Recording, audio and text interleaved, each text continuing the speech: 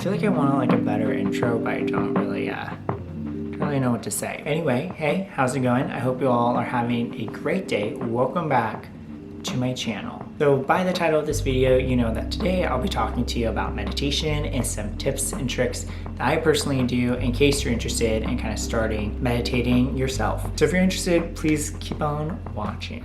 So I think before we kind of dive into some tips and tricks, I think I kind of want to clarify my take on meditation, I guess you could say. So for me, meditation really is creating a space for yourself where you can practice stillness.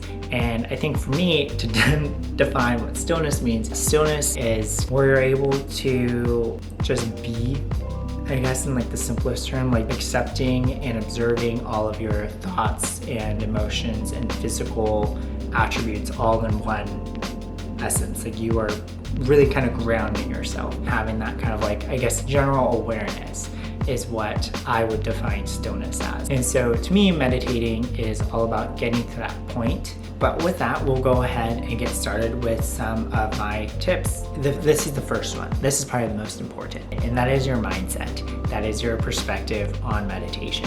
Your mind and what you think becomes your reality. That is, to me, I just really believe in that. And so if you're going into meditation or trying out meditation and you're having this mindset that meditating is just going to be a waste of time, it's full of shit and it's not going to work, well then it's not going to work. It's going to be full of shit and you're going to be wasting your time. Your mind is just a really powerful thing. So I would say when you're going into meditation, really kind of get your mindset into maybe not even really have an opinion at all, just kind of like allowing yourself to be open. You know, the next few minutes or however many minutes you're dedicating to meditating is going to be for you. Who knows what it can bring then. But if you do go in with the mindset that it's not going to work and it's going to be a very negative experience for you, then it's going to be a negative experience for you. There's no way around that. Get your mindset in the right spot, which is just open to anything. Okay. So the next advice I would give is time, especially if you're in the beginning. Can you hear the city noise? Oh, it's a cop. Drama. Really ease into the timing. So I started off meditating for only like 5 minutes for like a few weeks. And to me, there's no time frame of how long or short your meditation needs to be, because really it's about what you're doing in that time. And the fact that you're just dedicating time for meditating is like a huge accomplishment already. So I definitely started off with like 5 minutes and then slowly grew into it. But for me, 20 minutes is perfect. And for you, it might be different. But I think if you're starting out with meditation, definitely, maybe start off with 5 minutes at least. So my next advice would be to not really fixate on this idea that like for you to meditate means that you can't be thinking of anything. Personally, that has never worked for me. To think of nothing, it literally makes me think of everything in the book. And as someone who already overthinks enough, that really doesn't help. But I find that when you just allow your thoughts to run free and kind of allow emotions to kind of come and go, it really does kind of uncover a lot of things. It kind of just brings your awareness of what your body is thinking, like what's really on your mind that you haven't been able to think about because you're dealing with everything else. When you're able to kind of view meditation not necessarily as like don't think of anything, but just kind of observe what you're thinking, what you're feeling, how you're physically feeling too. And it's not necessarily to have any judgments on what your thoughts or feelings are, but just to kind of bring awareness to it, right? Like to me, that is what meditation is. It's the awareness factor. So yeah. That's that. I think if you're having a hard time kind of like getting into a calm, centered state, it's kind of like an anxiety technique. What I'll do is like I'll think about like, okay, what can I hear? What can I feel? What can I smell? Maybe what can I taste? But you're kind of meditating, so maybe you're eating something, I don't know.